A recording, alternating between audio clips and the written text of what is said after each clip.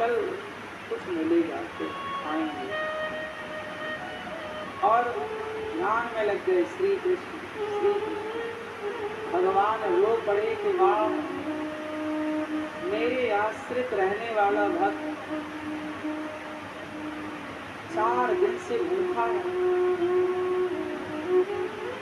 इतना भूखा, इतना कष्ट में है, लेकिन उस कष्ट में भी उसने मुझे भुलाया नहीं। आदमी के ऊपर जरा विपत्ति आ जाए ना तो वो भगवान को भूल जाता है। जरा सा संकट आ जाए सबसे पहले इंसान भगवान को भूलता है। लेकिन धन्य है सुदामा, इतनी विपत्ति, इतना संकट है, सुदामा जी ने भुलाया नहीं हर क्षण। अब सोचिए कि सुदामा जी का ध्यान कृष्ण कर रहे हैं, क्या भक्ति है सुदामा की। मजबूर कर दिया सुदामा के त्याग ने, मजबूर कर दिया सुदामा जी के संतोष ने, मजबूर कर दिया सुदामा जी की भक्ति ने कि भगवान ही सुदामा का ध्यान लगाए बैठे। ऐसा संतोष कहाँ है आज? करोड़ों होने पर भी लोगों को संतोष नहीं हो रहा है। सुदामा के पास तो कुछ नहीं था फिर भी संतोष, आपके पास सब कुछ है फिर भी संतोष नहीं। अब देखिए कि भगवान को पाने के रास्ते क्या है। सुदामा जैसा संतोष जितना है बहुत। और सुदामा जी ने कभी शिकायत तो की ही नहीं कि प्रभु चूल्हा नहीं जला, देखो आप नहीं जला, कोई बात नहीं। उस हाल में भी कृष्ण कृष्ण। ऐसा जरा आप लोग जरा इस दृष्टिकोण से देखो कि सुदामा जी इतने बड़े भक्त हैं, कुछ ना होने पर भी श्री कृष्ण जप रहे। ना पहनने को ठीक से कपड़े, ना रहने को बढ़िया सी झोपड़ी, ना खाने को पेट भर रोटी, फिर भी कोई कृष्ण को जप रहा है। अरे मेरे घर में खाने को मस्त रोटी, पहनने को कपड़े बढ़िया सब कुछ है और मैं कृष्ण कृष्ण जप रहा हूँ, ये कोई बड़ी बात नहीं। कुछ ना होने पर भी भगवान के ही आश्रित रहना, ये बहुत बड़ी बात है ना मेरी माँ। अच्छा एक बात और बताएं,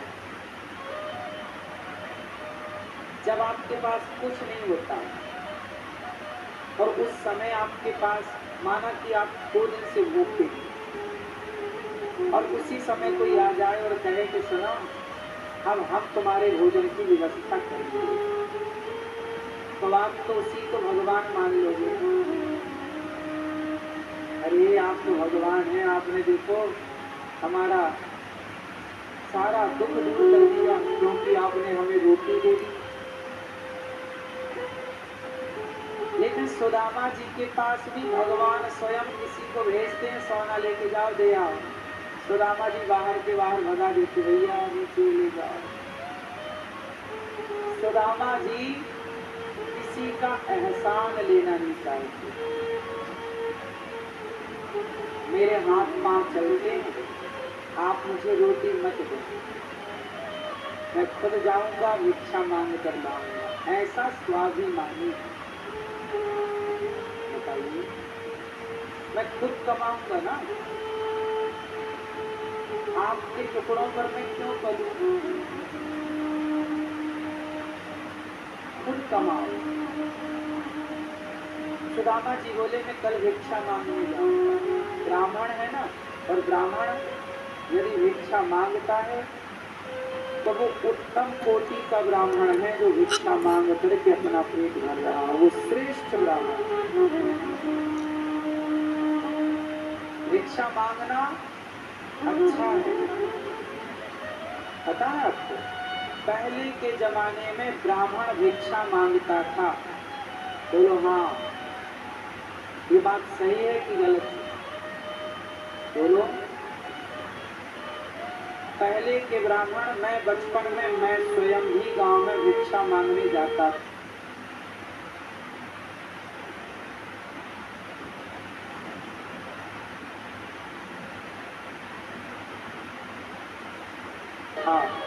और आज भी मैं आप लोगों से भिक्षा मांगता हूँ। मैंने अपना स्वभाव नहीं बदला, ना मैंने अपना धर्म बदला। अब आप सवाल करिए कि ये ब्राह्मण भिक्षा मांगता क्यों है? क्योंकि ब्राह्मण इस धरती का एक ऐसा एकमात्र ऐसा मनुष्य है, एक ऐसा प्राणी जो आपको ये कहना चाहता है कि देखो, भीख मांगकर खाना पड़े तो खा लेना पगले, कभी बेईमानी करके धन्ना सेठी न बनाना, धन्ना सेठ न बनना, बेईमान न बनना। इसलिए ब्राह्मण सदा से गरीब रहा है, क्योंकि ये उसकी ईमानदारी का परिचय है। वो सदा से क्या रहा है? गरीब। क्यों? क्योंकि वो ईमानदार है। वो भीख मांग के खाएगा लेकिन चोरी नहीं करेगा। चोरी करना होता तो भीख काहे मांगता? लेकिन आप लोगों ने, धन्य है आप लोग, कि पंडित जी जब आपके घर भीख मांगने आते तो आप लोग भीख देने की बजाय आजकल उपदेश करने लग गए हो। अरे पंडित जी, कमा के खा नहीं सकते। हम भी पहले गांव में भिक्षा मांगने जाते थे। महीने में 2 बार जाते थे, अमावस और पूर्णिमा।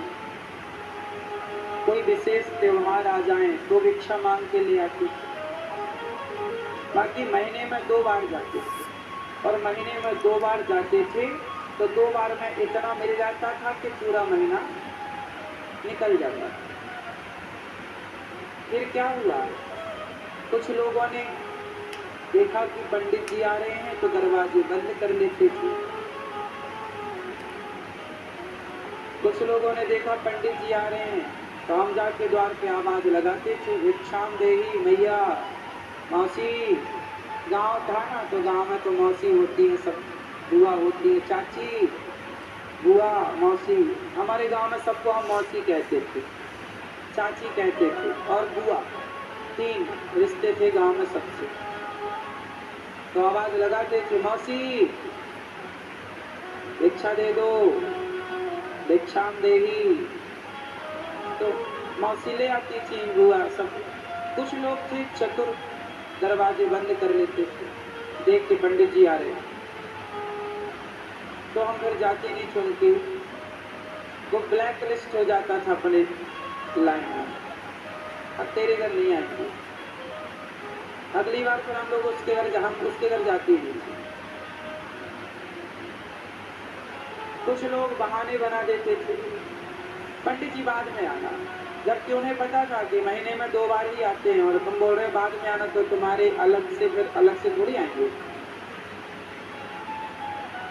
तो ना देने के बहाने। एक बात और बताऊं, ब्राह्मण का गरीब होना इस बात का सबूत है कि ब्राह्मण सदा ईमानदार रहा। हाँ या ना? बोलो। उसके गरीबी का प्रमाण ही उसकी ईमानदारी का प्रमाण है। उसका भिक्षा मांगना ही उसकी ईमानदारी का प्रमाण है, पहला। दूसरा, सुदामा जी का अपना एक गुरुकुल था। वो गुरुकुल में मतलब वो बच्चों को पढ़ाते भी थे। कोई बच्चा पढ़ने आ जाए तो पढ़ाते थे, और पढ़ाने का वो कोई शुल्क दे तो कभी ना लेते थे। भैया, आज भी हमारे गुरुजी, जिन गुरुजी से हम पढ़े हैं, हमारे गुरुजी ने पढ़ाने का कभी शुल्क नहीं लिया।